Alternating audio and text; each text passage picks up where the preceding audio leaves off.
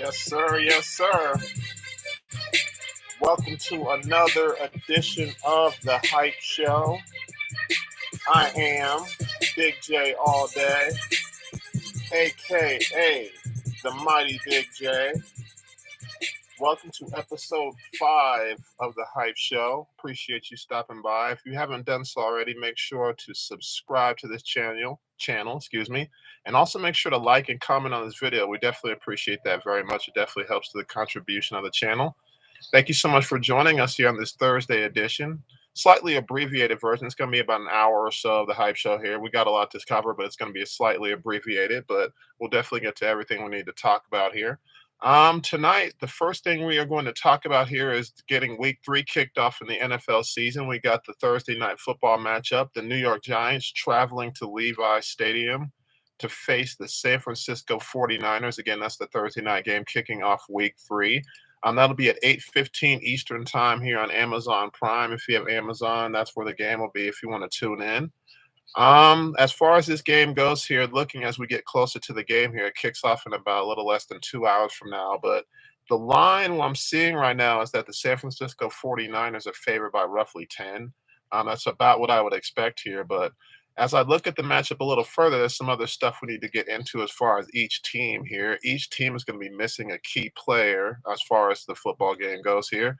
49ers wide receiver Brandon Ayuk is listed as questionable for this game with a shoulder injury that he suffered on the very first catch that he made against the Los Angeles Rams here a few days ago in week 2. He's possibly going to be out for the game, but he's still listed as questionable. I guess as they get closer to the game time, they'll know if he can play or not.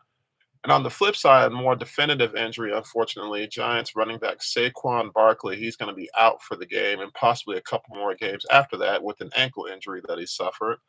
He's actually had an ankle injury. This is the third time he's had an injury on that same ankle since he's been in the league. And based on what I'm hearing here, they want to keep him out a couple more weeks beyond tonight as a precaution, possibly, so he could miss multiple games.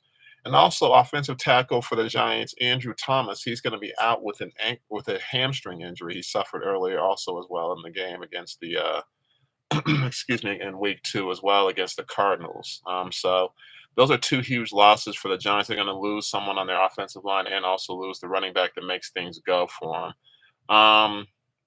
If you're Daniel Jones, that's huge. That means they're going to be relying on you much more. The Giants are going with the running back by committee. That's what the coach of the Giants said earlier this year, Brian Daboll. He said earlier this week that they're going with the running back by committee here.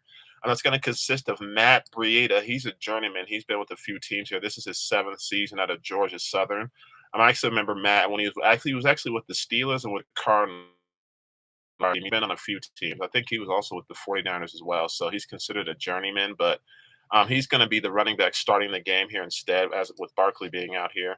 And also backing him up will be Gary Brightwell and Eric Gray.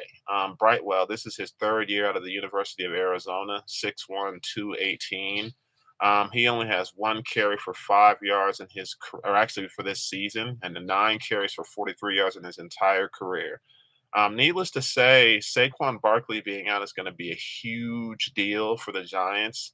The 3 running backs that you're counting on here, you're going to have to get at least 100 yards, even if it's a cumulative effort. They need 100 yards here tonight to help Daniel Jones out. And Daniel Jones himself is most likely going to be moving more with the football as well as a result of Saquon Barkley being out. So this is huge. You do have Darren Waller to throw to at tight end, but also keep in mind, as I mentioned here, your left tackle, Andrew Thomas, is out. He's going to be the guy that usually solidifies the blind side for you. And also their left guard, Ben Bredeson, he's also out as well. So they're down 2 starting linemen to go along with not having a running back as well. The Giants, to me, they showed they got some guts and some heart with the way that they came back and defeated the Arizona Cardinals last week. Because they were down pretty big to the Cardinals. And I was saying to myself here, this Cardinals team is a team that's definitely not looking to do anything as far as Super Bowl championship aspirations. They're going to be closer to like picking higher in the draft as far as what their team is going to be. Kyler Murray's probably not going to be back until November with the torn ACL. And you had other players leave as well that are no longer with the team. So they don't have aspirations within their division or their conference. So Looking at the Giants, them getting that win over the Cardinals, it was kinda scary at first because looking like they were gonna be an 0-2 football team, and they were able to bounce back and get things taken care of. And so for me personally, if the Giants can do anything in this game, I'll be shocked because not only are they just not that great of a team as far as personnel in certain areas, but to be down 3 major guys on your offense when you're somewhat limited anyway is gonna be very tough for them. On the flip side here for the 49ers, they did with Brandon Ayuk possibly not playing.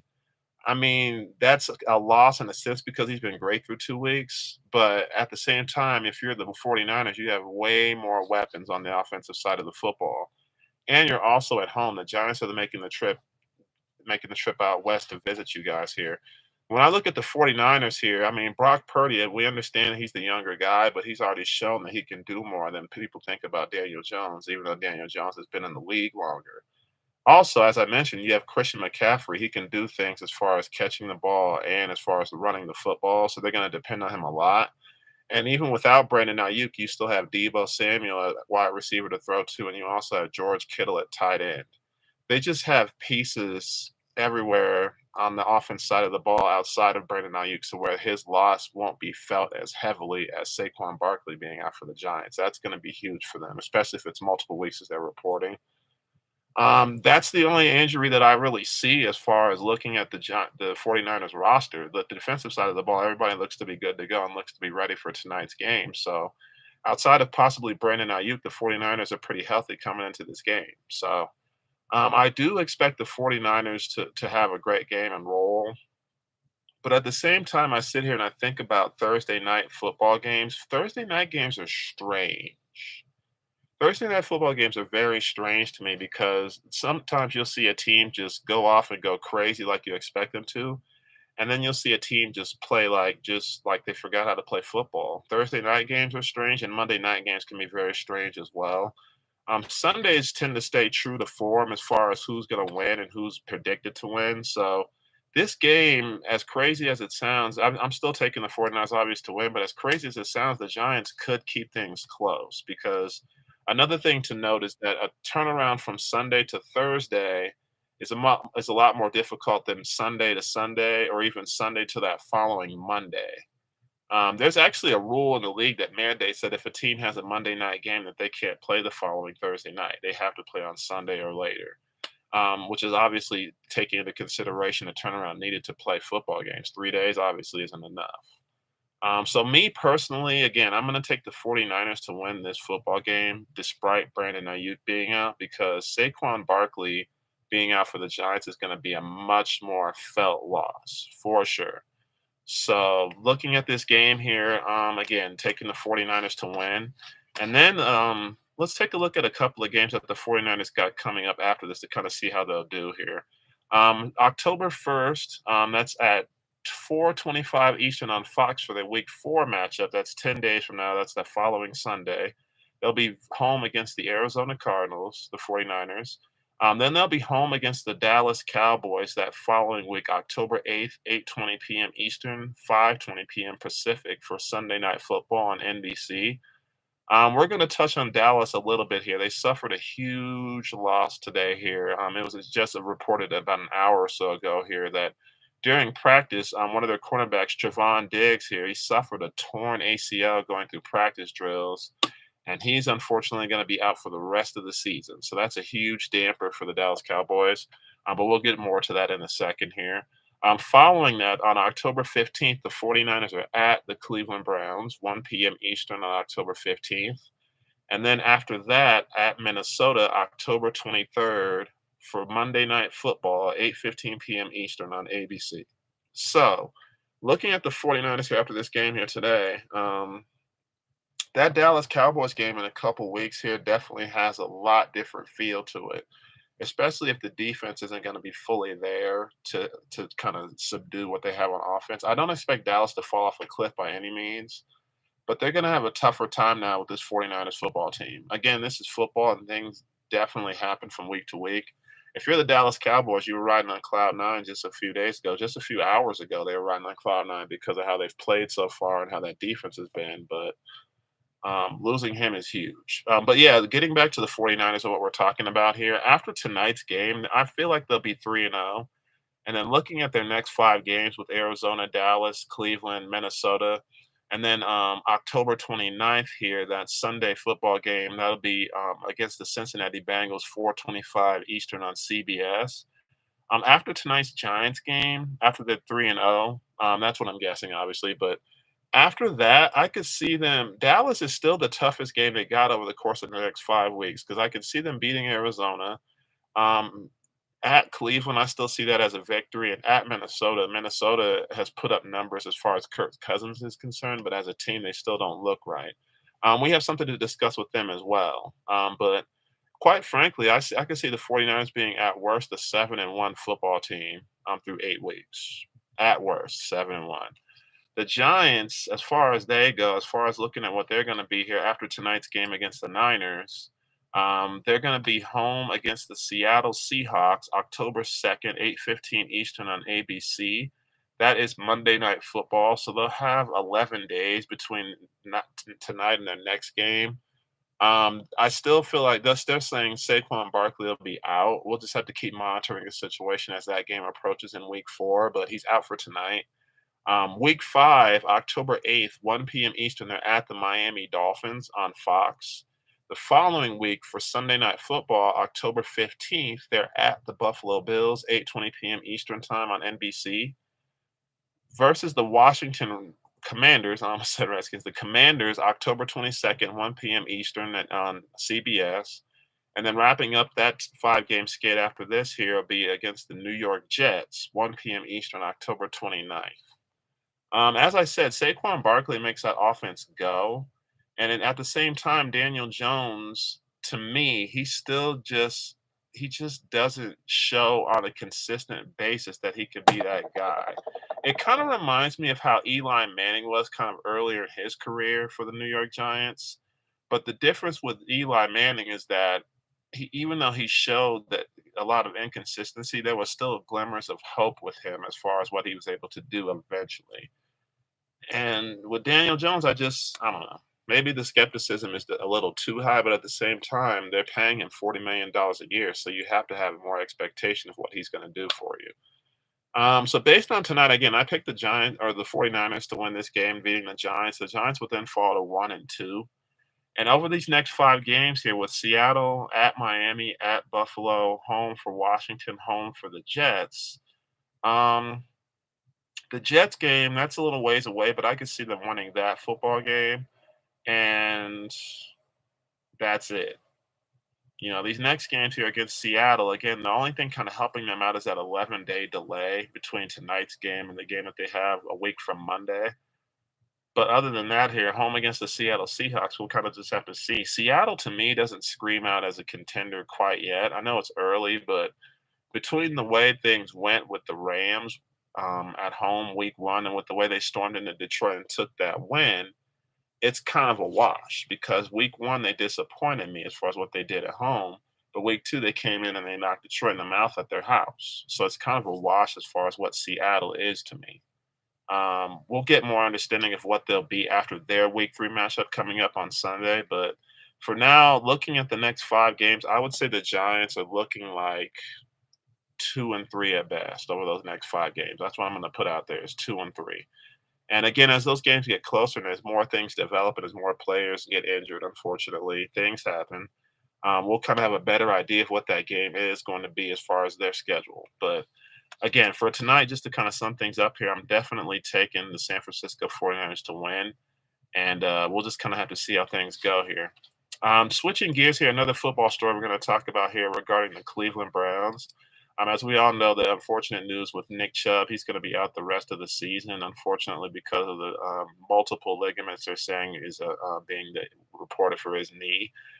He's supposed to have surgery here in the next few days, and there's also a report coming out that he's going to need multiple surgeries on this knee, unfortunately.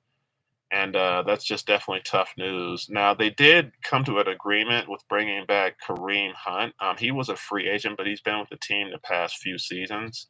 And with Chubb being out here, they brought him back to the team here. Now, the starting running back is going to be Jerome Ford. But they did bring him back here on a 1-year deal worth up to $4 million. Hunt coming back here, he was with them the past 4 seasons.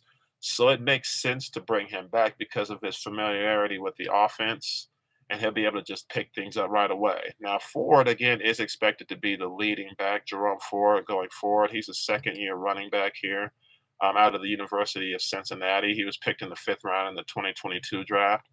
This team just like what he does, and they like what he brings to the table. So that's why they're going forward with him as the starter. Things could change. We just got to see how Ford picks up the offense. But in replacement of Chubb the other night, he looked pretty good. And based on that responsibility of replacing an All-Pro like a Nick Chubb going forward, he just looked great. He just did everything he could do to just kind of fill in. And as these weeks come on, he's going to learn the offense more and more. Kareem Hunt did have visits with multiple teams, including the New Orleans Saints and the Indianapolis Colts, but he decided to remain a free agent. And in a sense here, that is a good thing because the Browns do need him. Now, you're not going to replace Nick Chubb. Let's just be real. You just don't do that. When you have a great player go down like that, they're just out. You know what I mean? There's not someone of his caliber on that roster. But if Ford and Hunt can get going, you know what I mean? If Carr and Ketchup can get busy, then I feel like they do have a shot. Deshaun Watson, he hasn't shown that he can be what he was in 2019 yet. And it's at this point in the game, is it a situation where he's going to be that? Because this is roughly his 3rd season coming back off of all the issues he had off the field. Basically, this is going to be his 2nd full season. He came back late in the year and kind of got things a little bit going, but just not what we saw of him in the Houston Texans. So if you're the Cleveland Browns here, losing Nick Chubb is a huge loss, and it really is going to affect who you are as a team overall, not just the running back position, but everything that you do and everything that you're geared to do for this team.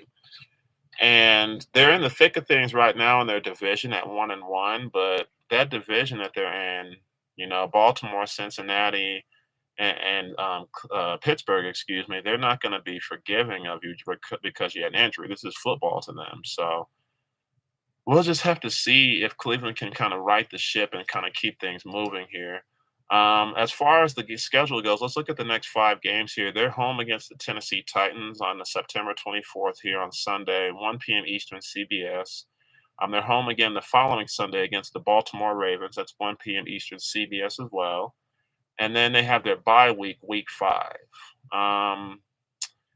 This is just my opinion about that really quick as far as week 5 bye weeks. That's the earliest week that you can have a bye week in the season, and I believe week 14 is the latest that you can have a bye.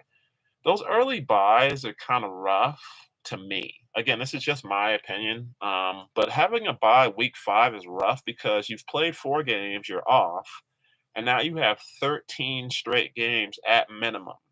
That's not including any playoff games that you've played. So that kind of gives them a bit of a difficult hurdle to climb in addition to losing Nick Chubb as well, because you're getting your rest in a sense early and you're going to have a long stretch of games. You're playing a minimum of November and December games back to back to back to back every week without rest. And that's kind of what the games get more crucial.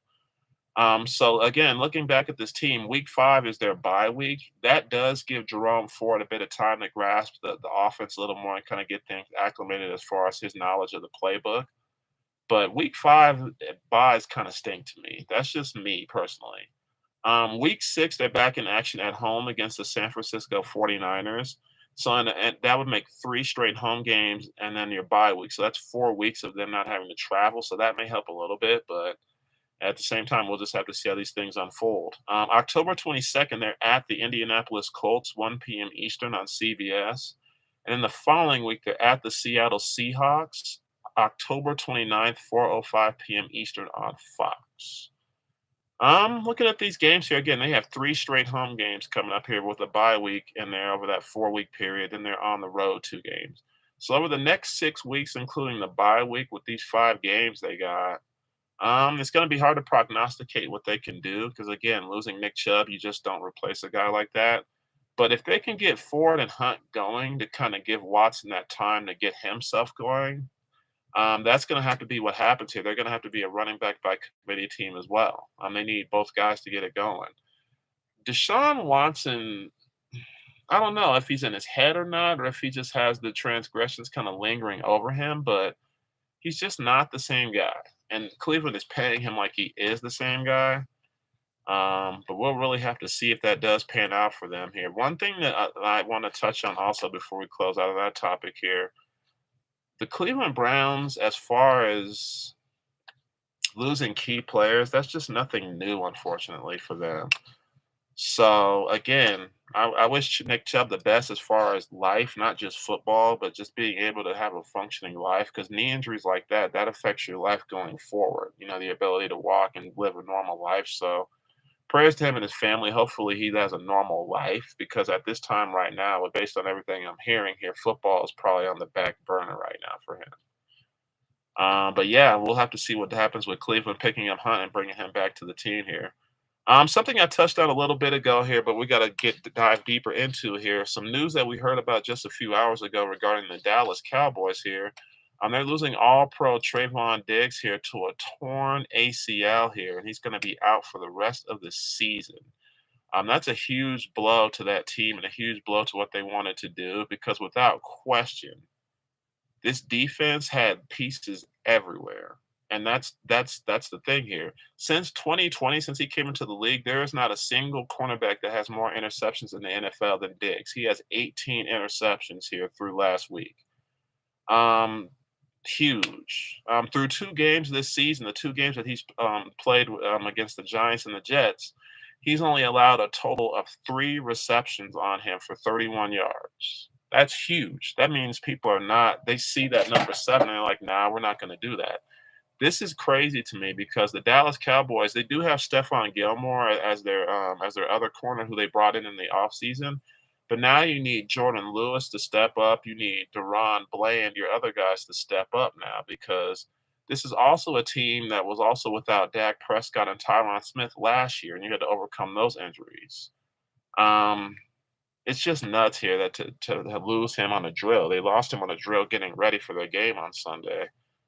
And now it's just tough. Not only to me is he a good quarterback at reading routes and seeing where the quarterback, is going to go, and he can get, very physical, and he has a good feel for the ball. Even if the ball's in the air and he has his head up to it, he knows when they anticipate getting the football. You're losing all of that with him. Even the wide receivers in practice here, CD Lamb, he said he's probably the toughest DB I've lined up ever against, but luckily he's my teammate. So that tells you everything you need to know.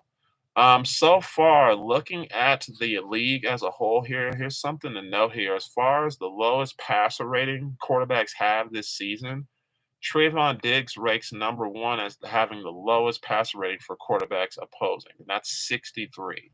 So basically, the quarterbacks they've faced this year, I get that it's been Daniel Jones in a shutout, and I guess I also get that it was Zach Wilson giving up 3 picks, but good is good. You know what I mean? So, Deron Bland is being listed as the guy that's going to take over for Diggs in that position, with Jordan Lewis lining up as the slot, as the nickel back. So, you're the Dallas Cowboys here. You just got to do whatever you can here to make those adjustments here. But there is no doubt that tearing that ACL here is huge. Again, he has 18 interceptions since he came into the league in 2020. The only other cornerback even in that realm is also J.C. Jackson of the LA Chargers. He has 18 interceptions as well in that time period. So the Dallas Cowboys, that's a huge loss here. Taking a look at the Dallas Cowboys schedule as things are coming up here, I just don't see it being a situation where they lose games because of Trayvon Diggs, but it is going to make things a little tougher as far as what they're able to do against the opposition. But let's kind of take a look at things here. They're 2-0 here, and they're at the Arizona Cardinals on Sunday, 4:25 p.m. Eastern on Fox. The following week, they're home against the New England Patriots, October 1st, 4:25 p.m. Eastern on Fox as well. Then the next couple of weeks after that, they're in primetime football. They're at the San Francisco 49ers, October 8th, 8:20 p.m. Eastern on NBC for Sunday Night Football. And then Monday Night Football, they're at the Los Angeles Chargers, October 16th, 8:15 p.m. Eastern on ABC. Um, they have their bye week that following week, which is week 7. So that's what their next 5 weeks are looking like. Those just don't scream out as losses to me, except the Niners game. And I had the Niners game picked out as the game that was going to be difficult prior to this. I said that weeks ago this was going to be the Titan matchup as far as the two teams that really are going to prove who's the best in the NFC. The 49ers, the Cowboys, and the Eagles are the only teams that jump out in the NFC right now. I get that the Commanders are 2-0 as well. We're going to have to see if that holds up. The NFC North as a whole, the Bears aren't good. The Vikings aren't showing that they're going to be that great of a team, and last year may have been a fluke. The Packers are a mixed bag, and then the Lions have suffered some key losses as well. The NFC South, everybody to me is equal, and the record shows that right now. The Falcons, Saints, and Buccaneers are 2-0 teams. And then the NFC West, I don't know what the Rams are. I don't know what the Seahawks are. The Niners jump out as the team out off the rip, and then the Cardinals, they've given teams fights, but they're not going to be a team that's viable down the stretch come week 10, week 11. They're not going to be in the mix like that. So those are the teams that you have to give it to right now. But the NFC is extremely tight. The thing that jumps out at me also is if you look at a lot of the teams that are 2-0 so far, most of those teams are in the NFC. The Miami Dolphins, the Baltimore Ravens, they're AFC, but you got the Eagles, the Commanders, the Falcons, the Saints, the Buccaneers, and the 49ers. Those are all NFC football teams. So it's just very odd to me that the NFC has all the teams that are undefeated so far. It's very muddled. You know what I mean? The Dallas Cowboys, they can only do so much as far as who they play, but as far as being the best team, I don't think that really takes that big of a hit. With you losing Trayvon Diggs, but at the same time, it makes things a lot more difficult for sure. One more thing to touch on here before we kind of take a look at the like a sneak preview of the matchups in Week 3. The Dallas Cowboys, to me, they're still NFC Championship, Super Bowl or bust. That hasn't changed at all. And at the same time, teams are not going to let up on you because of the fact that you lost Trayvon Diggs. So that's just how it's going to have to be for the Dallas Cowboys. But at the same time, the only game I see coming up that's going to really give them that difficulty has to be that 49ers matchup in Week 5. But other than that, I just don't see Dallas falling off a cliff like that. And if you're on offense, Dak Prescott, you really would have to step up now because there's a situation now based on this happening where you're going to have less turnovers to go around. The Dallas Cowboys were taking the ball away from teams, giving you more time to get your reps and get your routes corrected with your wide receivers. You're getting Brandon Cooks back, and that's going to help a bit, but without those turnovers that Travis Diggs gets for you, that's a huge loss, and the Dallas Cowboys are going to have to do everything they can to overcome that with other people contributing on other aspects of the ball. So hats off to the Dallas Cowboys if they can get this done without Trayvon Diggs. But again, this is a huge loss, and they're just going to have to do everything that they can as far as getting things taken care of here.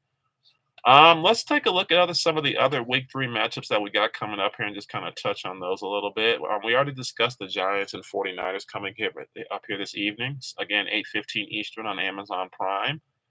At 1 p.m. Eastern, you have the Tennessee Titans visiting the Cleveland Browns here. That's, again, 1 p.m. Eastern on CBS. You have the Atlanta Falcons at 2-0 visiting the Detroit Lions at 1-1 at Ford Field. That's 1 p.m. Eastern on Fox. These games are all 1 p.m. Eastern here. The New Orleans Saints at 2-0 are visiting the Green Bay Packers.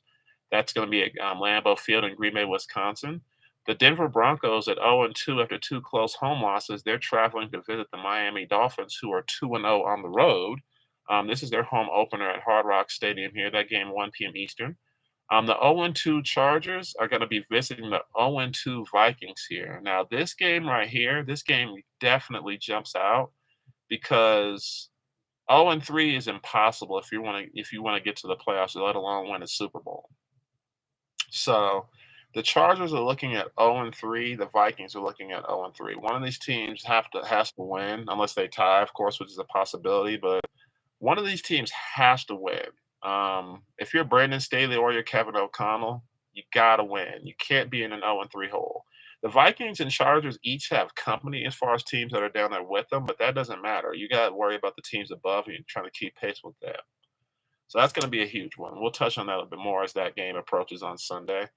Another game to touch on at 1 p.m. Eastern time on Sunday. The New England Patriots, they're going to be visiting the New York Jets. The Patriots are 0-2, visiting the Jets at 1-1. That'll be at MetLife Stadium, 1 p.m. Eastern. The Washington Commanders at 2-0 here. They're going to be hosting the Buffalo Bills at 1-1.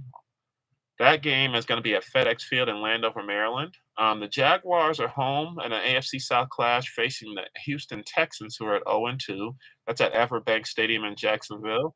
The last 1 p.m. Eastern game to discuss coming up on Sunday, the Baltimore Ravens at 2-0 are going to be staying home and hosting the Indianapolis Colts at M&T Bank Stadium, 1 p.m. Eastern.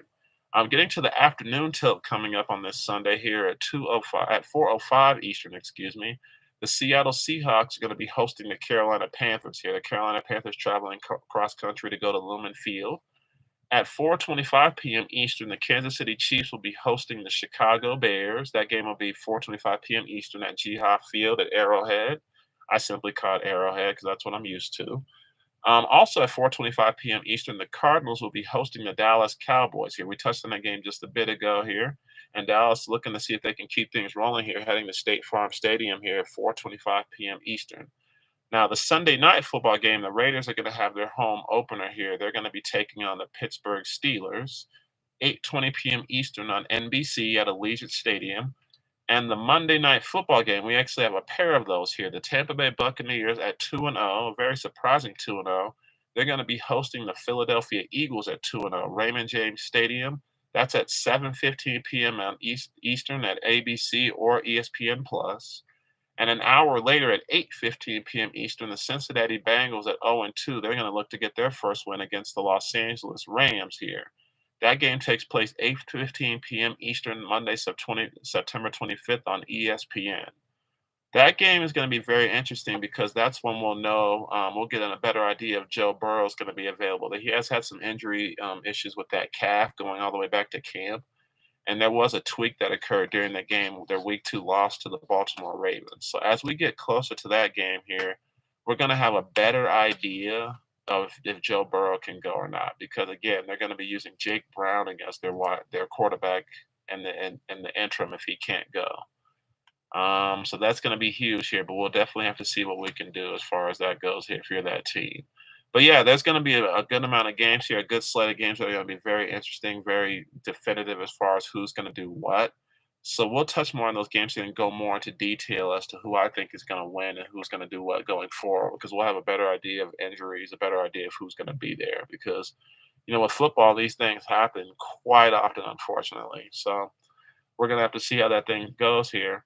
Now, a story that came out yesterday here that we're going to be touching on here. The Minnesota Vikings here, they traded for running back Cam Akers from the Los Angeles Rams yesterday to kind of help out their backfield. Now, the deal made, the details on that deal, there was a swap of 2026 draft picks here, with the Vikings also getting a conditional 7th-round draft pick and the Rams getting a conditional 6th-round draft pick. So basically, they're swapping picks. And the Vikings are moving down around for the Rams to go up around. That's basically how that shakes out here. They're swapping picks in the same round, with the Vikings also getting their 7th-round pick for the Rams' 6th-round pick. Now, a lot of this is conditional on the amount of snaps that Cam Akers takes as well.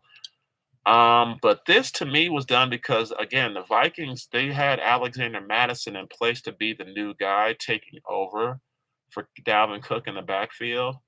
And it just has not panned out here. Through 2 games, check this out. Alexander Mattison, through 2 games, has 62 rushing yards. 62 rushing yards through 2 games.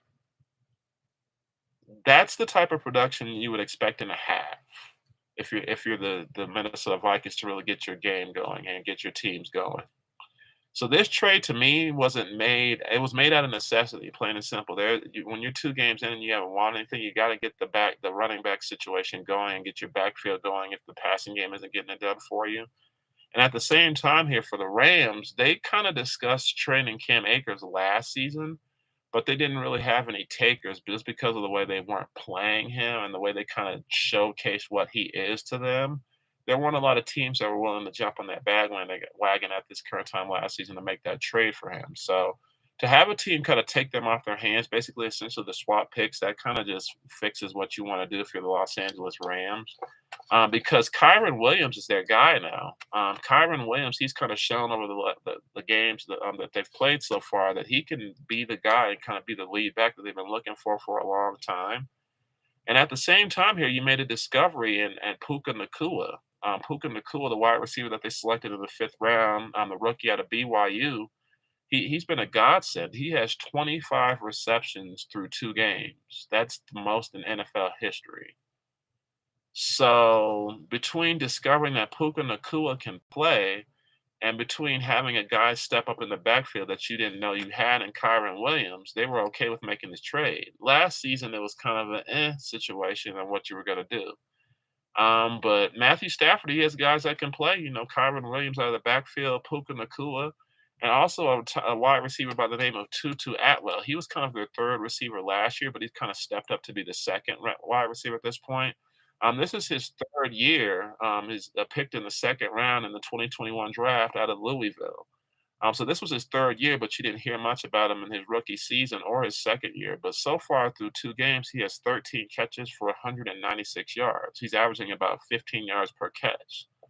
So with you having 2 young wide receivers that you can depend on and a young back, this is something that you can build on. With Cam Akers being traded, it really didn't do anything as far as the draft goes either way, except they're just switching picks.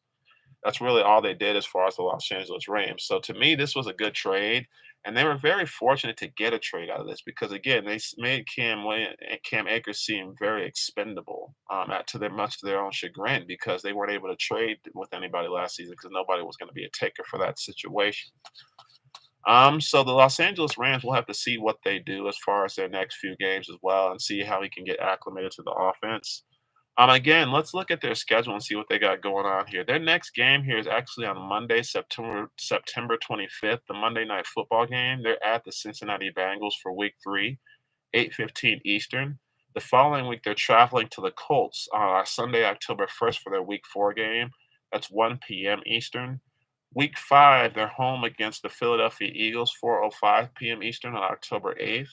They're home against the Arizona Cardinals as well, 4:25 p.m. Eastern, October 15th.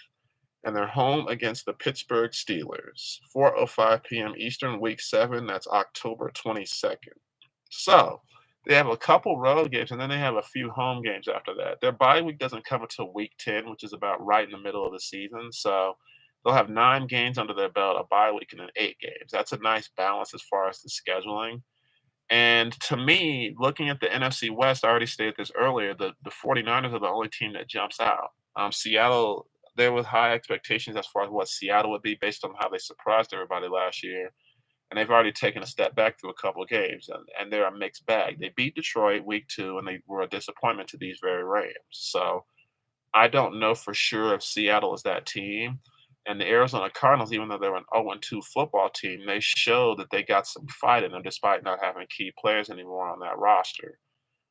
So, if you're the Los Angeles Rams here, this is definitely a step in the right direction as far as solidifying who you want to contribute for your team and how you're going to move forward. So, again, a great trade as far as getting him out of your locker room because he wasn't really serving what you were going to do. And it's also a great trade here as far as the Minnesota Vikings because if Madison isn't doing what he can do, you can get Akers up to speed on the offensive side of the ball as far as the playbook and see if you can get him going to go along with that because, Madison, he just hasn't been that guy for him, and Dalvin Cook did so much. So they're already missing him as well. So the Minnesota Vikings here, let's also take a look at their schedule. We kind of went over the next few games for the Rams, but let's see what the Vikings got going on. As an 0-2 football team, they got to get him going pretty quick. I understand the Bears are 0-2, but you're more focused on keeping pace with the Lions and the Packers because they've won their games so far. They're home against the Los Angeles Chargers on Sunday, September 24th, 1 p.m. Eastern on Fox. Huge game, as I mentioned already as well. Huge game. They're at home, and the Chargers also need a win. On Sunday, I'll give you an affirmative, solid prediction as to who I think is going to win that football game, but That's going to be huge because you don't want to fall to 0-3 by any means, and that's what each team is looking at is falling 0-3. The following week, the Minnesota Vikings, week 4, are at the Carolina Panthers, 1 p.m. Eastern on Fox. That's October 1st.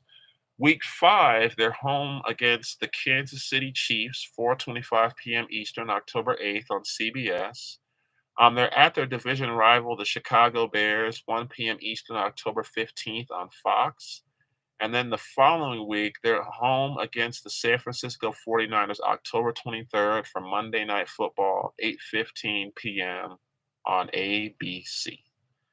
So the Minnesota Vikings, again, they've taken 2 L's already, and taking another one is just dire as far as history shows. But me personally, if the Cardinals are missing Austin Eckler again with the ankle injury he's dealing with, that's going to give Minnesota a shot because their offense would be on par with the Los Angeles Chargers at that point. The Los Angeles Chargers, they got pieces everywhere, which is pretty devastating for them to be 0-2 because of that, because you want to keep pace with the Chiefs. That's the team you're looking at. The Raiders and Broncos had rough seasons last year, so they're trying to get back right.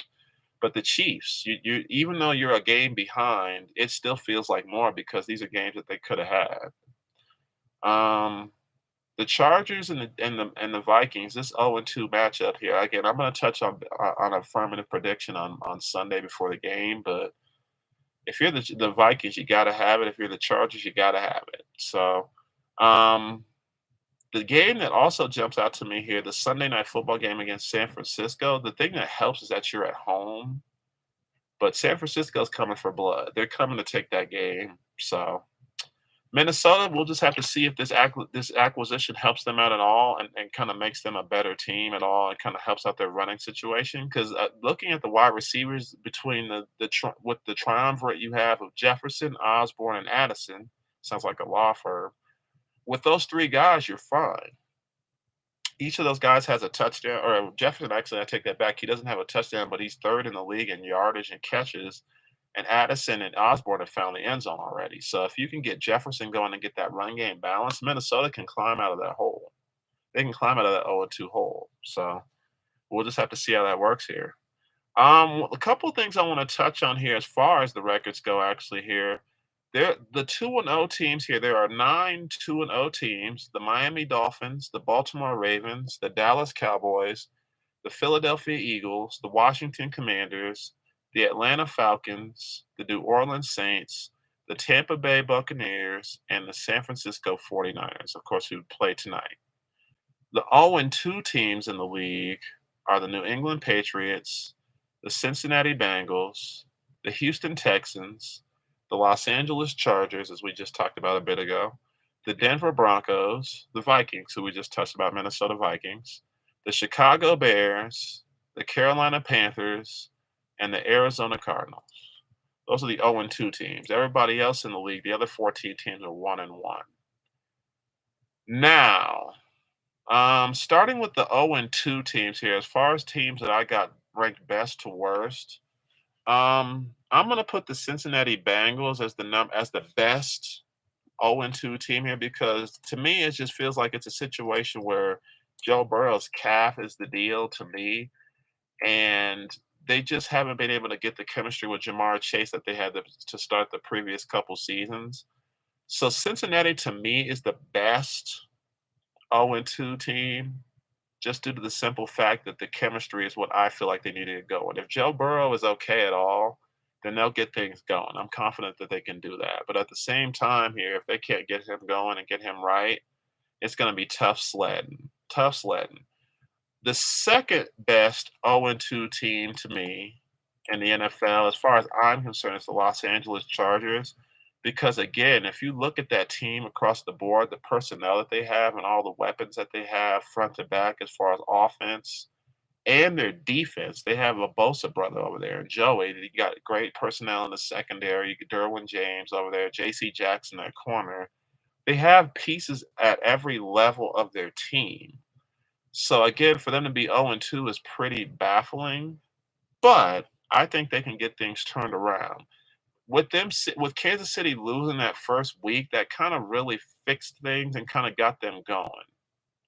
as far as the division. I'm sorry. With the Chiefs losing that game, normally under normal circumstances, we would just have them at 2-0.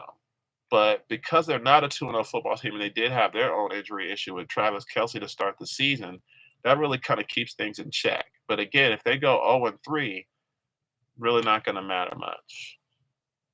My third best 0-2 football team, I kind of had to jump back and forth in my mind about who the third best 0-2 football team is to me because a lot of factors are going into this. I'm gonna say I'm gonna say the Minnesota Vikings because of the same kind of reasons I alluded to with Cincinnati and with the Los Angeles Chargers. On the offensive side of the ball, you have a lot of personnel that can get it done. Justin Jefferson is probably still one of your top receivers in all of football. And you did lose Dalvin Cook and you did lose Adam Thielen as part of that offense last year. But Adam Thielen, I think he was kind of treading that old man water, as I stated before.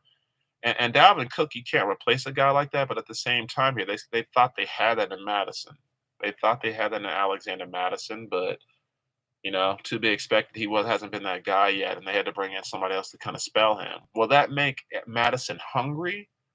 Or will that prove that they needed a guy all along that could kind of go along with him? Because remember, Madison was the backup, but he did get a lot of catches and he did get a lot of time where he was able to run out of the backfield. And it was mostly on third down plays or just situations where Dalvin Cook wasn't healthy. When you're the man and when you're not coming in a backup position, your responsibility and what they expect of you is always going to be different, plain and simple. So Minnesota, to me, they're the third best 0-2 team, and they're going to be the most likely the one to turn around. The team I almost picked ahead of them was the New England Patriots. I got them as the fourth best 0-2 football team here. They played the Philadelphia Eagles tough. And as far as I'm concerned here, Bill Belichick, the one thing that I've noticed about teams that are coached by Belichick, they're never lacking on defense. But at the same time here, your offense is not what it needs to be. And it hasn't been since Tom Brady went to Tampa prior to the 2020 season. This is now your fourth season without Tom Brady as your quarterback. Mac Jones is fine. He's not awful, but he doesn't move me as a guy that's going to really replace Tom Brady. I mean, who can replace Tom Brady? Let's just be real about that. Tom Brady's a different animal, but the defense, I'm not so worried about with them. It's their offense as far as getting things going. Zeke Elliott, is he really going to do anything for you to help out Ramondre Stevenson in the backfield? I don't think so. I just don't think so. I mean, he's a nice piece here if you just kind of want to be nostalgic about what he was, but I just don't see him being that guy. Jacoby Myers, as wide receiver for them last season, he's shown that he was a very huge contributor for them. Because Juju Smith-Schuster, he just hasn't done anything for them yet. He hasn't done a thing for them yet, and he signed a 3-year deal to come to that football team. And looking at their depth chart here, alongside Devontae Parker and Kendrick Bourne, he hasn't really done anything for them. The Hunter Henry, he's getting a lot of catches too, getting a lot of targets.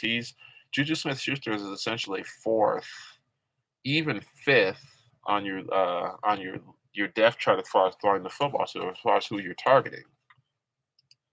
So as far as that offense, we'll have to see if they get that done and see if things get better with the New England Patriots. But they're at 0-2 already in the division, and it's not looking that promising. So we'll have to see here.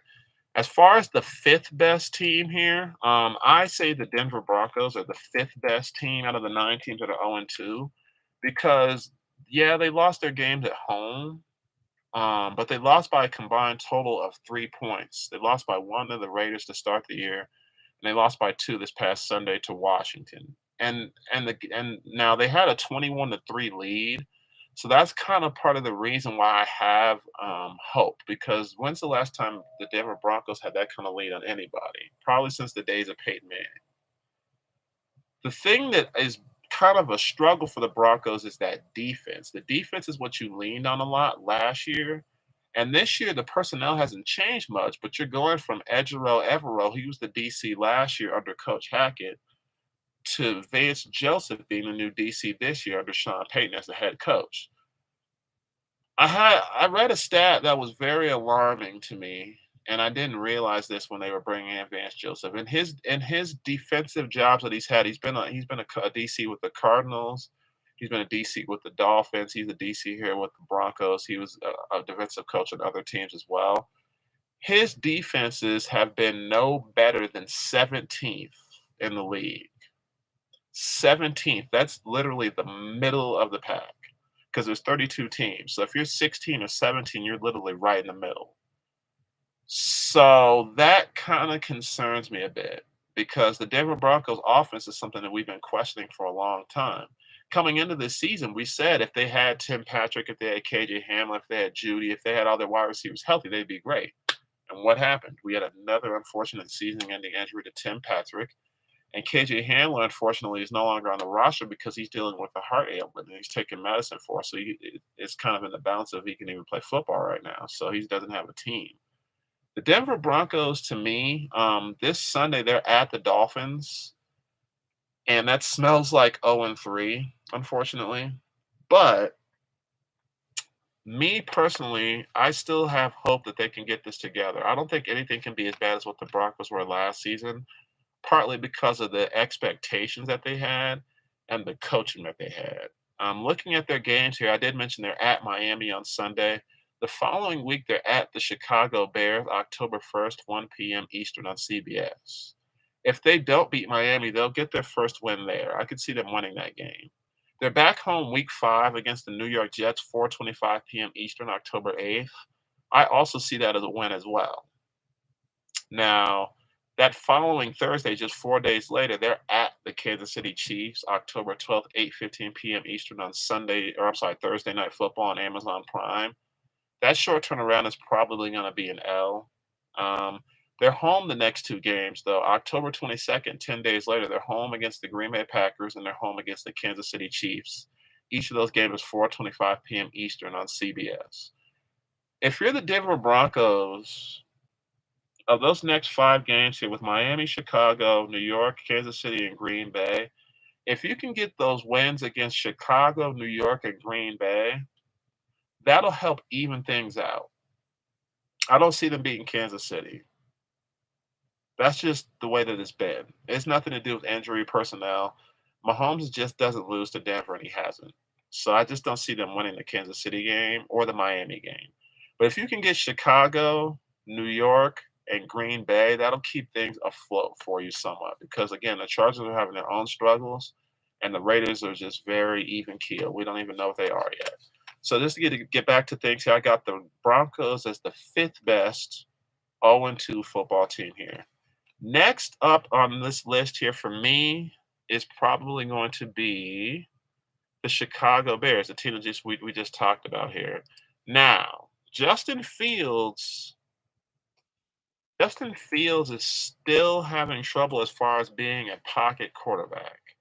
And interesting enough, he actually said something earlier in the week here that got a lot of ears perked up as far as how he felt. He said that he felt that the coaching was robotic. He said that the play calling was robotic, and he's just not able to do what he can do as far as being the player that he wants to be. Now, he did backtrack a bit and say that he wasn't blaming the coaching for the robotic play, but let's just be real here. It is robotic. A lot of the stuff that they want him to do just doesn't fit who he is, and I feel like it's causing him to overthink, and he's not playing like himself. You see it in the first 2 games here. 16 of 29 for 11 yards and a touchdown, but he had 2 interceptions, and he only ran the ball 4 times for 3 yards. That's the fewest rushing yards he's had since his rookie season in 2021. Now, with this coaching here, you need to balance that out. And I've spoken on this a couple different times regarding Justin Fields. You brought in DJ Moore to help balance that out, but he just hasn't had the chemistry with DJ Moore yet. He hasn't had the chemistry with Chase Claypool. He hasn't had the chase with his tight end, Cole Kmet. There are a multitude of people on this football team on the offensive side of the football that he's just not connecting with here. So that does fall a bit into the hands of coaching because you got to know what you have and who can do what. So for me personally, Chicago Bears here at 0-2, the only thing that's a saving grace for them being 0-2 right now is the fact that you have Minnesota with you right now. I'm looking at their next 5 games. They're at the Kansas City Chiefs. Again, I saw that as an L. I'm going to stick by that. They're home against the Denver Broncos, but I see that being an L too. I still think the Denver Broncos are the better 0-2 football team, as I just touched on. They're at the Washington Redskins for Thursday night football. The Washington Commanders, excuse me, for Thursday night football, October 5th, 8:15 p.m. Eastern on Amazon Prime. Then they're home 10 days later against the Minnesota Vikings at 1 p.m. Eastern, October 15th. And they're home against the Las Vegas Raiders, also 1 p.m. Eastern, October 22nd. It's hard to say that Chicago is better than anybody. It really is, unless you're talking about the bottom of the bottom teams. It's hard to say that they're better than anybody. Of these next 5 games, their best shot is probably the Broncos, but I still see that being an L. They're home against the Broncos, but I still see that being an L. And even against the Raiders here, deeper as they get deeper into the season, is that a win or is that a loss? I just don't know. The Chicago Bears in like 5 weeks could be 0-7. They could be 2-5. We'll just have to see. But that coaching, whatever is going on as far as the coaching, as far as the personnel, it's just not working out for this football team here. So again, I have them as the sixth best 0-2 team out of the 9 teams that are 0-2. The next worst team, best worst team that I could say here. There's 3 teams left here: the Houston Texans, the Carolina Panthers, and the Arizona Cardinals. Just due to the simple fact here that they do have personnel that could be playing for the team, but they're not in there. I'm going to say the Arizona Cardinals are the seventh best 0-2 team, just due to the simple fact that they actually have a quarterback in Kyler Murray. But at the same time, they could be drafting another quarterback depending on how this season goes. The other 2 teams I just mentioned, the Carolina Panthers and the Houston Texans, they just drafted rookie quarterbacks in CJ Stroud and Bryce Young, respectively. So there's no way to tell that they're going to even be in the mix for a quarterback. They're going to be in the mix for other positions. So that's what I see with them. Arizona has Kyler Murray, and he has been out because of that torn ACL. But again, if they can get Caleb Williams, a bigger, stronger, better football player, they're probably going to go after him. That's just how I look at that with this team here. And you have James Conner at running back, but that's really all as far as solidification. You have a new coach in Jonathan Gannon. This is his first year coming over as an offensive coordinator. And you had multiple players retire. You had J.J. Watt retire, and you also had A.J. Green retire, along with DeAndre Hopkins getting released and ending up with the Tennessee Titans. So I just feel like this team is bad because they lost a lot of personnel to go along with having young pieces. Will Kyler Murray be the quarterback of this team in the future? Hard to say. But they're my seventh worst team at 0-2. My eighth worst team here, which will let you know who I think is the worst 0-2 team here, is the Carolina Panthers. Bryce Young, there is a report coming out that Bryce Young is actually not going to be playing this Sunday. And Andy Dalton, he's been taking the first team reps all week. So that's going to kind of put a kibosh, basically, so to speak, on a situation where I thought that them having Bryce Young out there was going to be a recipe for disaster because of his size and also because of his inexperience. But with you bringing Andy Dalton in there, I know he's been with a few teams. He's been with the Cincinnati Bengals. The Carolina Panthers have him this year. The Saints had him last year. He's been with a few teams as a journeyman. He was with the Dallas Cowboys in 2021, but he knows playbooks and he knows how to get acclimated to playbooks really quickly. So with Andy Dalton taking all the first snaps this week here, that kind of lets me know he's going to be playing on Sunday for this team. Bryce Young injured that ankle at some point during the Monday Night Football loss to the Saints 20-17. And so they're going to keep him out for sure for at least this week here. Now, looking at the Carolina Panthers here, let's kind of go over their next few games here and see what they can possibly do. They're at Seattle again on Sunday, September 24th, 4:05 p.m. Eastern. They're home against the Minnesota Vikings on October 1st, 1 p.m. Eastern on Fox. They're also they're at Detroit for Week 5, 1 p.m. Eastern on Fox.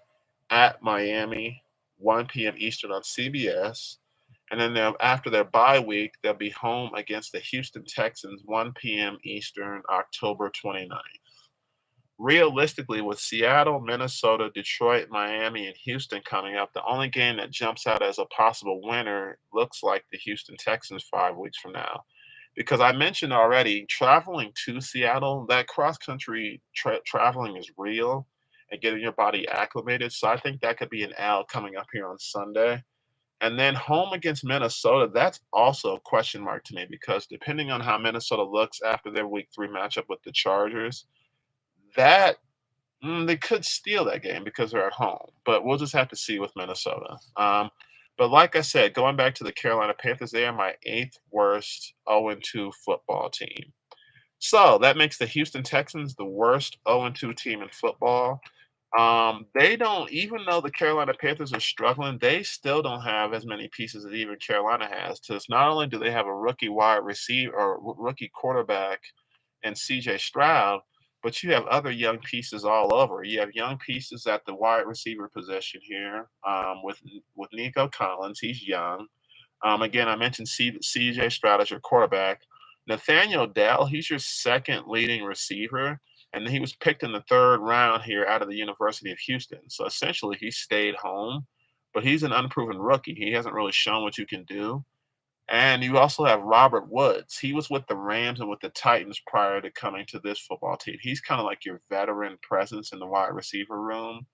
But is he really enough as far as having that experience, as far as what you can really do going forward? They brought in tight end Dalton Schultz from the Dallas Cowboys on a 1-year deal. And also Damian Pierce. This is his 2nd season as your running back. But they also brought in Devin Singletary on a 1-year deal as well over from the Buffalo Bills. So you've got pieces in place here that are all for the most part young. And one thing that also jumps out on me on defense, as far as young pieces, you do have a left defensive end in Will Anderson Jr. He can definitely go. He creates somewhat of a pass rush here, along with Sheldon Rankins. He was picked 3rd overall in this previous draft out of Alabama. So again, he's a rookie, just like CJ Stroud is. You'll just have to see what you can do going forward. This is not a year you're going to do anything if you're the Houston Texans. And that's all they can really do is wait and see. Before we talk about the 2-0 teams here, but to wrap up the talk about the 0-2 teams here, let's take a look at Houston's schedule here and see what they can kind of expect here. Again, they're at Jacksonville on Sunday, 1 p.m. Eastern on September 24th on Fox. They're home against the Pittsburgh Steelers October 1st, 1 p.m. Eastern on CBS. They're at the Atlanta Falcons on October 8th, 1 p.m. Eastern. They're home against the New Orleans Saints, 1 p.m. Eastern on Fox. Then they're at the Carolina Panthers, 1 p.m. Eastern, October 29th, after their bye week for Week 7. So, much like the Carolina Panthers, the Houston Texans, that's probably could be their first win is at Carolina because these teams are kind of in the same spot. But as the weeks go by and as we kind of figure out who's going to do what, we'll just have to see. But if you're the Houston Texans, you're most likely playing for a spot in the top 5 at the NFL draft in 2024 at this current point here. Now, on the flip side, on a more positive note, let's talk about the 9 2-0 teams and see who ranks best to worst out of those teams here. Now, those 9 teams that are 2-0, again, to review, the Miami Dolphins, the Baltimore Ravens, the Dallas Cowboys, the Philadelphia Eagles, the Washington Commanders, the Atlanta Falcons, the New Orleans Saints, the Tampa Bay Buccaneers, and the San Francisco 49ers. So, who's the best 2-0 team in the house? Still going to have to give it to the Dallas Cowboys at this current time. They've outscored their opponents 70-10 in 2 games. I don't really care who's out there or not. That's really tough to do in this league because they're all professionals. So, the Dallas Cowboys are my team right now, as far as the best 2-0 team in the league. Looking at their schedule here, again, the loss of Trayvon Diggs is going to hurt a good amount, but they have enough guys to kind of spell that. They're at Arizona on Sunday, so I'm going to give them that win. 4:25 p.m. Eastern on Fox. They're home against the Patriots. I'm going to give them that as a victory as well, because the next 2 quarterbacks that you're facing those 2 games are Joshua Dobbs and Mac Jones. You haven't faced an elite quarterback yet. At San Francisco for Sunday Night Football, Week 5, that's the game that everybody has circled on their calendar. And that game is really going to show who's really dominant in this NFC. I'm taking Dallas number 1 right now, and I'm going to take San Francisco number 2. We'll talk about them in a moment. But that's the game that you have circled on your calendar as a whole. Now, week 6, They're at the Los Angeles Chargers for Monday Night Football, 8:15 Eastern on October 16th on ABC. Then you're home for the Los Angeles Rams after your bye week. They have a bye week, week 7, and then week 8, they're home against the Rams. That's the only game that jumps out as a possible, again, that 49ers game, that's the only game that jumps out as a possible loss. I'm looking at 4-1 at worst over those next 5 games if you stumble.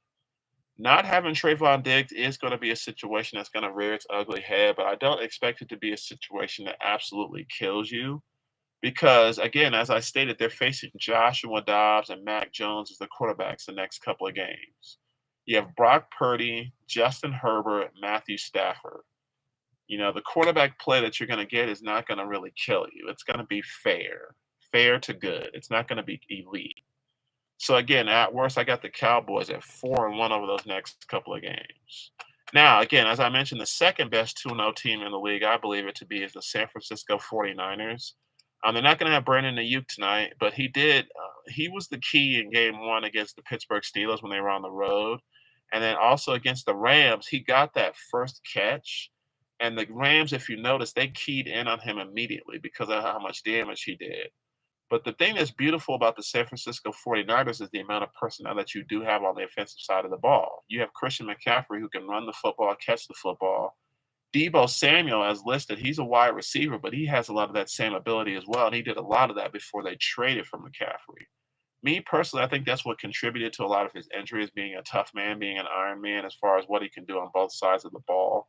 But in all honesty, this is a situation where I feel like they have enough personnel to kind of spell Ayuk being out.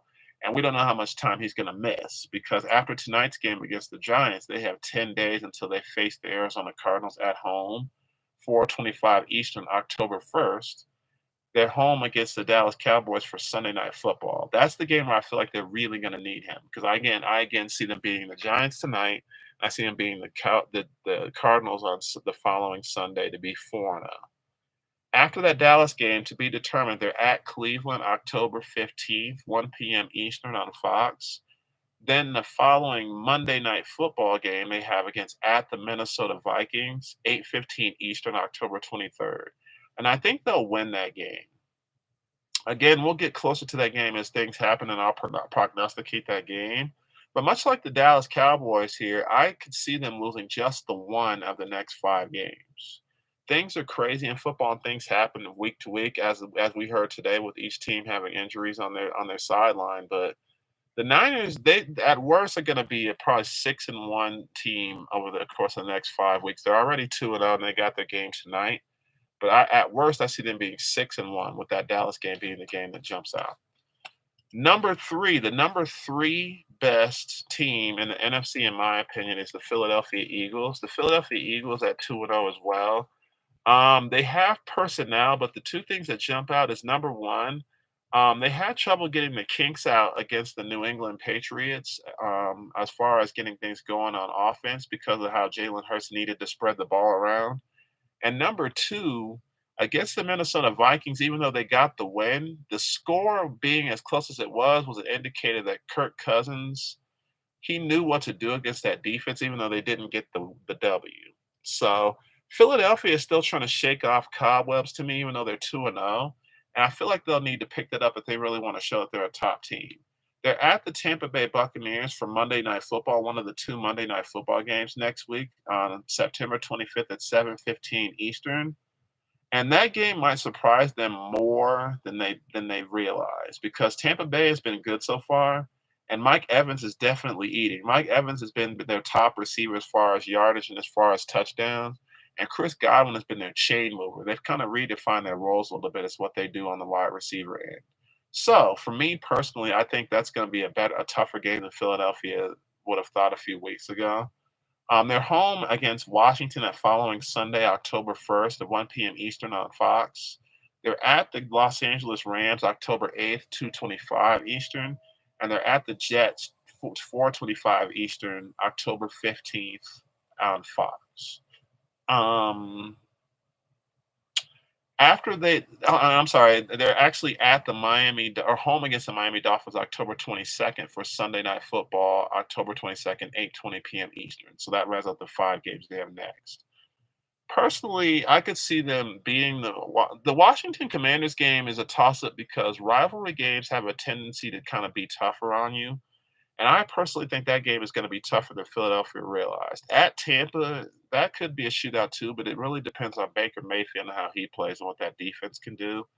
So for me, as far as prognosticating their next 5 games compared to San Francisco and Dallas, that looks a little bit more muddy to me.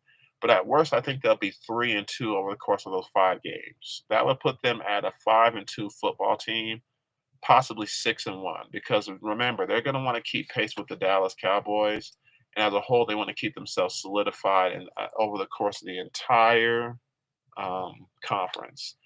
Now, the 4th best team to me as far as the 2-0 team is the team that I think sits right now as the best in the AFC, and that's the Miami Dolphins. I think the Miami Dolphins are the 4th best 2-0 football team in the league. Tua is definitely proving people wrong. There are a lot of people across the league that said Tua is okay, he doesn't have the arm strength, blah, blah. I never fed into that theory about Tua being a bad quarterback or not having what it took because he just wasn't healthy last year. Um, they're home against the Denver Broncos, 1 p.m. Eastern, September 24th. That's this Sunday coming up. That game is going to be a little tougher than people expect, but I still expect them to come away with the win. They're at Buffalo week 4, 1 p.m. Eastern, October 1st. As I mentioned, kind of with what I was discussing with Philadelphia, division games are tough because those teams know you the best.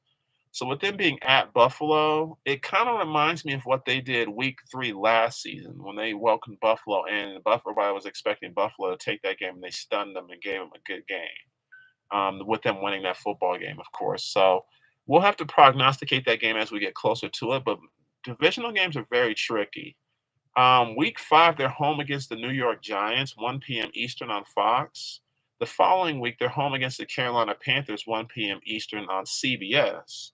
And then for Sunday Night Football on October 22nd, they're at the Philadelphia Eagles, 8:20 Eastern on NBC.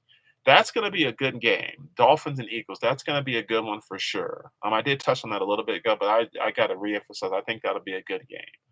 Looking at the Dolphins over the course of their next 5 games, they can be 3-2 as well, at worst. I think they'll be 3-2, and I'll prognosticate these games equally and get them all looked into as far as the details for you as things develop, but 3-2 at worst over the course of the next 5 games for the Miami Dolphins is what I could see them at.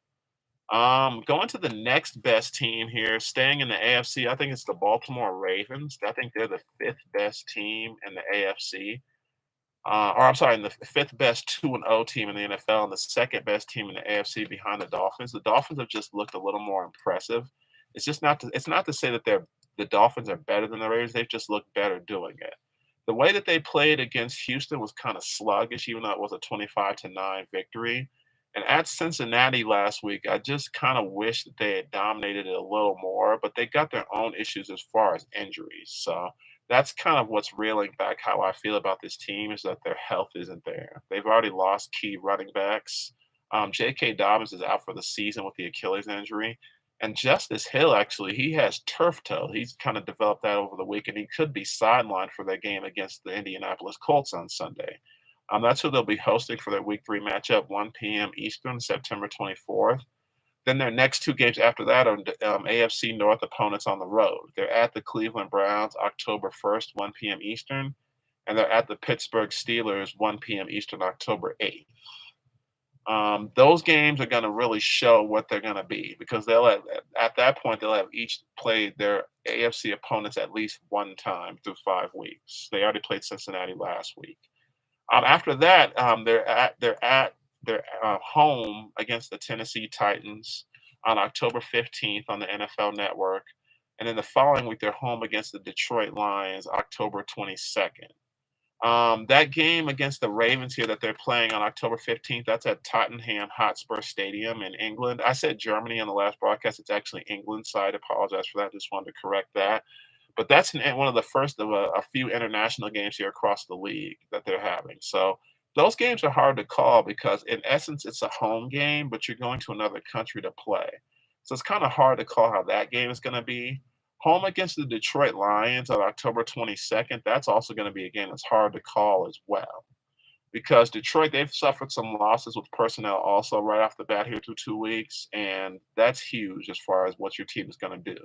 It's easy to say what a team can do when everybody is healthy, but once you start losing players and have to have different players contribute to your team, that kind of determines what you're going to be or not. So when Baltimore Detroit comes here, that's going to be a great game. But going back to the original topic, as far as the teams that are 2-0, I feel like they're the fifth best 2-0 team in the league, and they are also the second best team in the AFC. So that's my team here as far as that.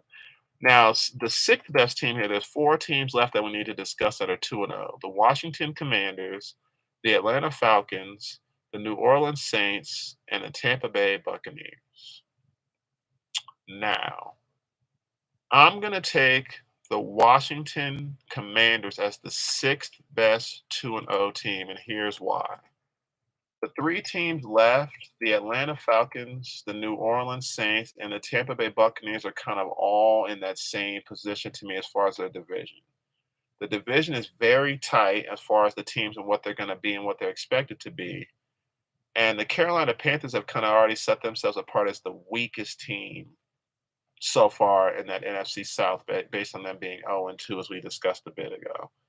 The Washington Commanders, to me, they're not as good as the Dallas Cowboys or the Philadelphia Eagles, but they've won their games. And that's what you're supposed to do. They've won a game at home against the Arizona Cardinals, and they won a game at the road just this past week at the Denver Broncos.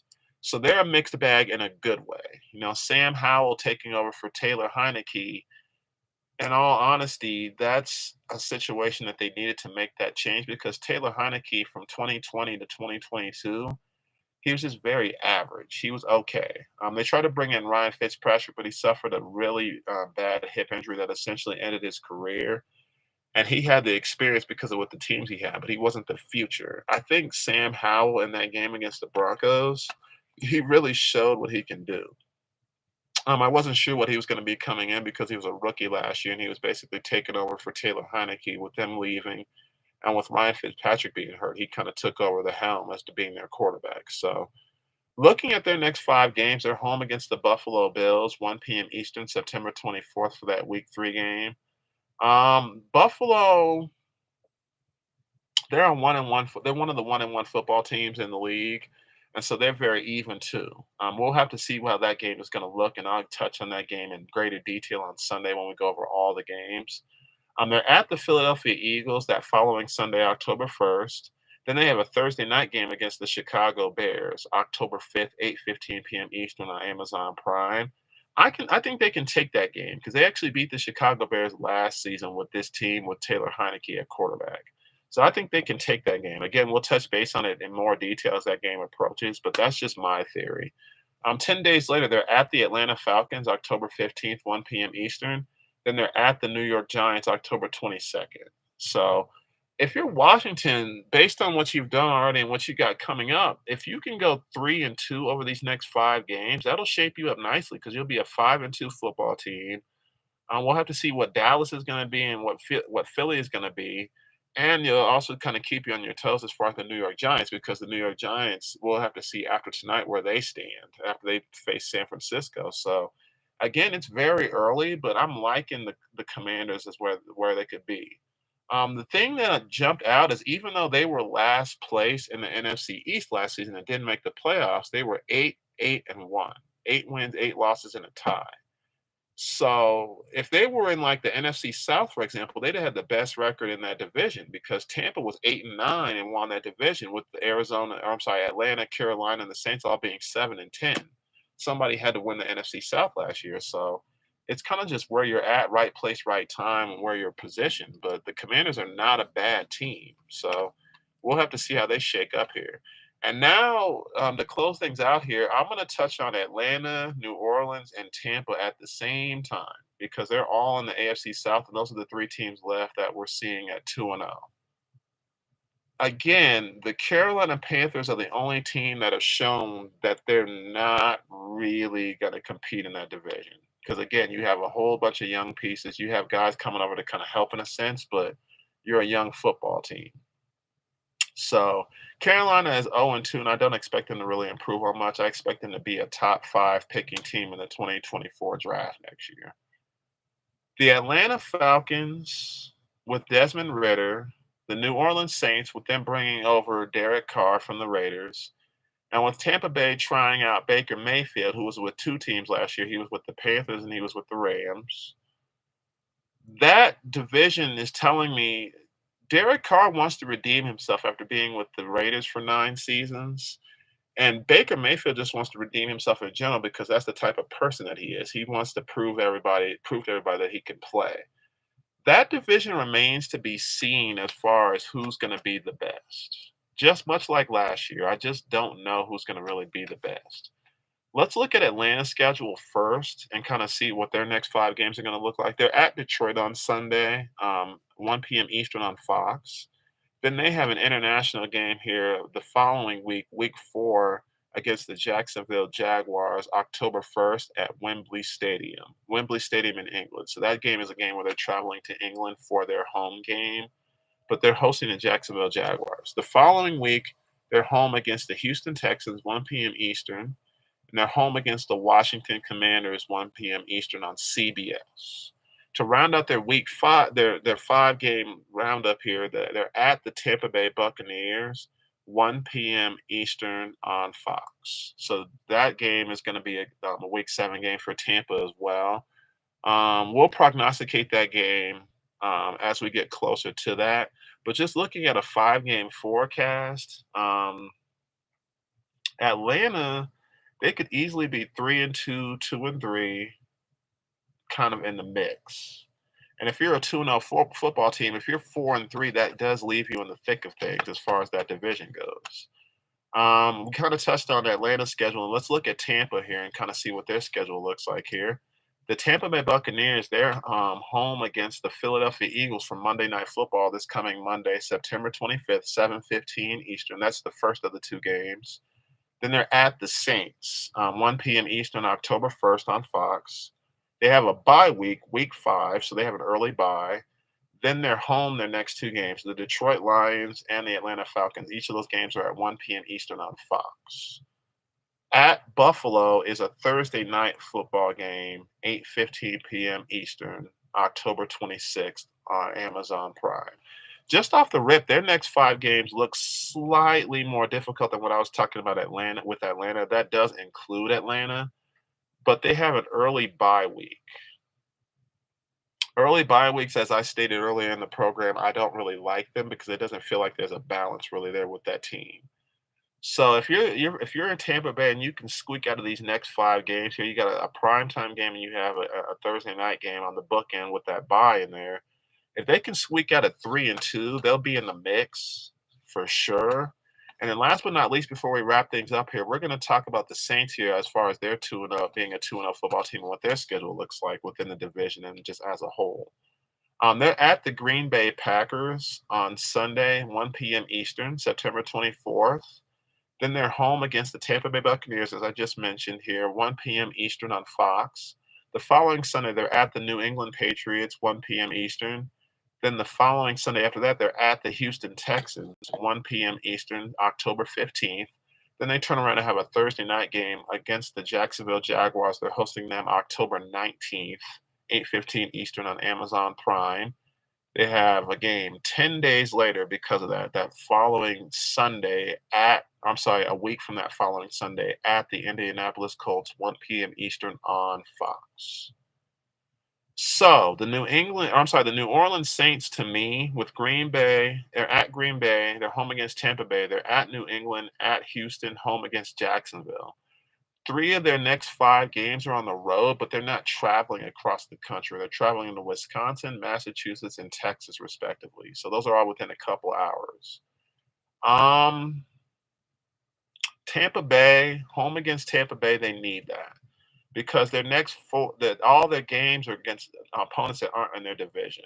So The New Orleans Saints, they're not going to be able to keep pace in their division because of scheduling, but they still want to win all these games. So as these games come up here, as we shake things out in the NFC South, we'll have a better idea of who's the better 2-0 team. Is it Atlanta? Is it New Orleans? Is it Tampa Bay? Plain and simple. That's how we're going to truly know who's going to be better and who's going to do what. But as far as I'm concerned here, that's definitely going to wrap up things here for today's show. I definitely appreciate you guys joining me here, and I appreciate you checking out the stream here. Remember to like, comment, and subscribe for this video. It really helps the channel out. I'm going to be back on Sunday broadcasting for you guys. I wasn't on this past Sunday because I actually had to go to the game and kind of check things out there, so I wasn't able to put out a broadcast for you. If you missed Tuesday's broadcast, or if you missed last week's broadcast, they'll definitely be available for you up on the channel. And again, if you missed this past Tuesday, that should be up and loaded for you again here for you guys to check that out. And I will be back on Sunday. Again, I'm going to go into these games more in depth for the schedule and let you know who I think the winners are going to be and kind of project what their schedule is going to be going forward. And also, we're going to discuss the results of tonight's game here between the New York Giants and the San Francisco 49ers here. That game is going to be starting in about 15 minutes if you want to head over to Amazon Prime. That's 8:15 Eastern. And we'll see how these teams are going to do here. The 49ers are sitting at 2-0, and the Giants are at 1-1, and they're each obviously hoping to improve their records here. But thank you again so much here for joining me again. This is Big J All Day, a.k.a. the Mighty Big J, and you are tuned into the Hype Show. Again, I'll be back for you guys on Sunday morning at 11:30 a.m. Eastern, okay? Check me out then. I'm going to have all my predictions for the NFL. I'm going to let you know how I feel about all these teams.